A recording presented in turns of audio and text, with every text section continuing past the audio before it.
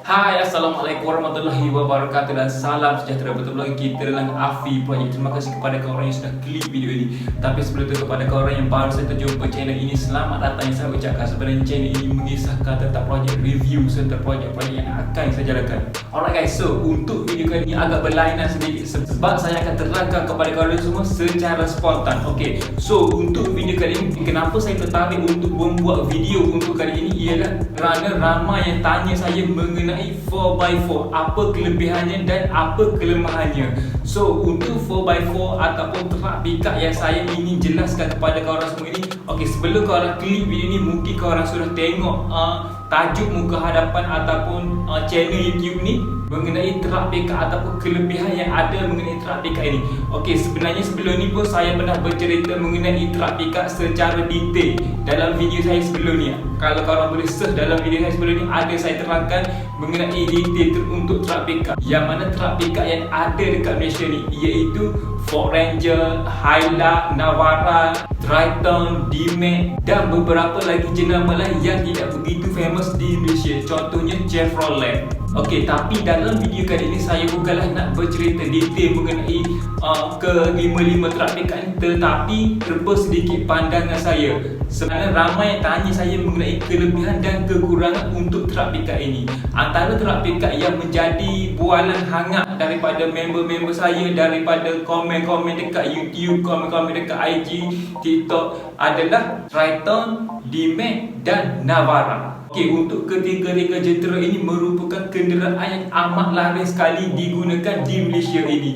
Tak kisahlah daripada segi pekerjaan, transport dan sebagainya. Okey, so untuk pandangan saya mengenai Triton, so kita cakap dekat sini untuk kereta baru ataupun new car. Okey, pandangan saya yang pertama mengenai Triton. So untuk Triton ni sebenarnya ataupun Triton Maverick ini ia mempunyai cc 2.4 liter. Jadi untuk Triton ni tak ada masalah pun, kalau korang nak pakai tak ada masalah. Dia punya body memang cantik, solid dan kena dengan cita rasa masing-masing. So jika korang nak make up dia pun boleh juga. Amat sesuai sekali, tidak kisah untuk make up versi Thailand ataupun versi American style. Okey, jadinya untuk Triton ni dia ada banyak spek dan antara spek yang paling laris sekali ataupun spek tertinggi sekali adalah spek H-List. Dia panggil spek H-List, Triton Maverick H-List. Untuk Triton H-List ni harga dia agak tinggi sedikit. Kalau tak silap saya dalam 150,000 macam tu, siap on the road. Itu kalau cara saya lah. So kalau salah korang boleh betulkan dekat ruang komen bawah berapa harga Triton H-List yang sebenarnya. Okey, so untuk Triton ni bagi saya tidak ada isu sangat. Mengenai handling cukup sedap, mengenai off-road pun cukup sedap, mengenai penjagaan ataupun maintenance dia pun cukup biasa seperti 4x4 yang lain. Tetapi ada satu main issue mengenai Triton Maverick yang terbaru ini adalah minyak enjin ataupun minyak hitam. So untuk Triton Maverick ni boleh dikatakan minyak hitamnya terlalu berkurangan. So jika korang terlibat dalam perjalanan yang jauh, korang kena cek minyak hitam tu. Bagi saya benda ni tak ada masalah sebab Triton Maverick ini menggunakan sistem MyVet. Kalau kita tengok daripada sudut kereta ataupun kereta performa yang lain, contohnya VTEC, MyVet, enjin Mitsubishi sendiri, MyVet 4G92, memang akan selalu berlaku kekurangan minyak hitam ataupun minyak enjin. Pendapat saya, jika korang terlibat dalam perjalanan yang jauh, korang ceklah minyak hitam tu ataupun cek seminggu sekali. Apa yang saya cakap ni bukanlah pengalaman saya, tetapi pengalaman daripada member-member saya yang menggunakan Triton Maverick ini. Sebab mereka akan cakap, center pun akan cakap benda yang sama selepas mereka pergi servis. Okey, so itu untuk Triton. So kita pergi pula kepada D-Max. D-Max 1.9. Bagi saya D-Max adalah kereta praktikal. Antara body 4x4 dekat Malaysia ni ataupun truck pickup dekat Malaysia ni, D-Max merupakan body yang paling ringan sekali kalau kita tengok dalam list 4x4.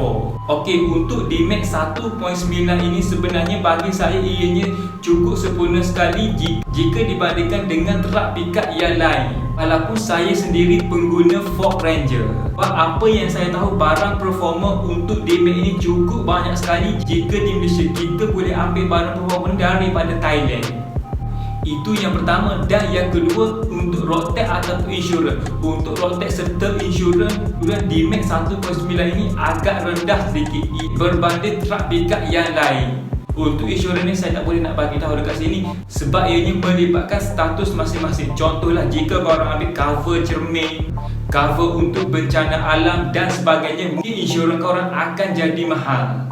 Okay, so itu untuk Dmax. Jadinya seterusnya kita masuk pula untuk Navara. Untuk Navara, bagi saya, jika korang nak buat kerja betul-betul, contohnya korang nak angkat sawit ataupun nak angkat benda-benda yang berat, saya tak galakkan korang ambil Nissan Navara sebab ianya menggunakan coil spray bagi AC belakang ataupun rear belakang. Tetapi untuk Nissan Navara ini ianya cukup sempurna jika di atas jalan raya.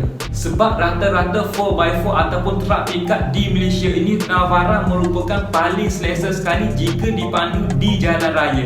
Tambah-tambah lagi untuk highway punya perjalanan. Alright, so jadinya untuk maintenance Nissan Navara ni sebenarnya bagi saya ianya bukanlah isu yang tinggi. Tak ada common problem pun untuk Nissan Navara ni. Sama je dengan 4x4 yang lain.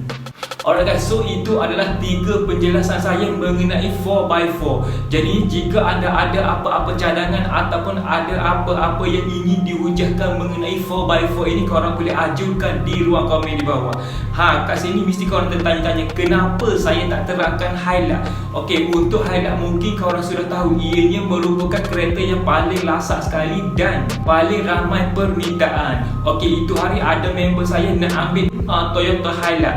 So mereka pergi booking dekat showroom Toyota. Mereka dekat situ cakap Toyota Hilux kena tunggu 8 bulan. Tak tahulah kalau dekat negeri lain macam mana. Jadinya member tu pun ambil Navara dan yang seorang lagi ambil, kalau saya ambil Triton. So jadinya mungkin itu saja video saya untuk kali ini secara spontan kepada kita semua mengenai Toyota Hilux. Jadinya mungkin video ini sudah terjawab kepada korang yang ingin memiliki 4x4. Okey, mungkin itu saja video saya untuk kali ini. Terima kasih.